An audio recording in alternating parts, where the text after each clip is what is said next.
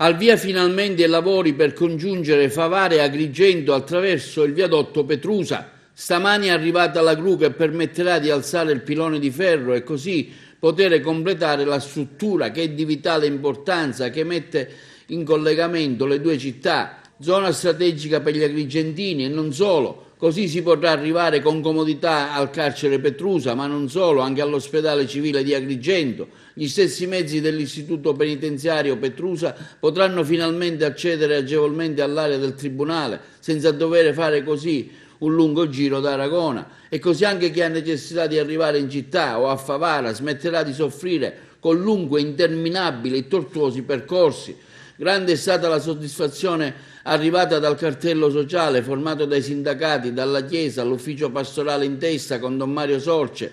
i rappresentanti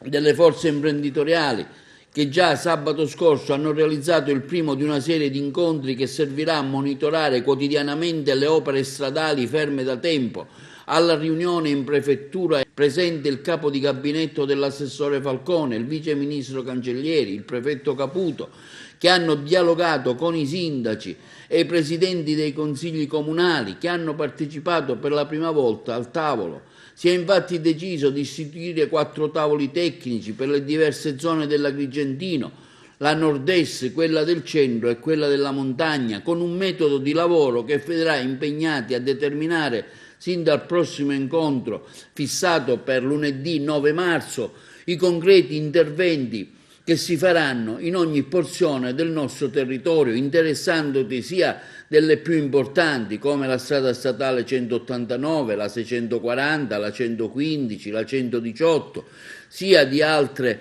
con minore interesse ma ugualmente importanti per la gente. I prossimi tavoli saranno presieduti da un'equipe formata dai rappresentanti del cartello sociale, dal capo del genio civile Lamendola, dall'ingegnere Di Carlo per l'ex provincia regionale,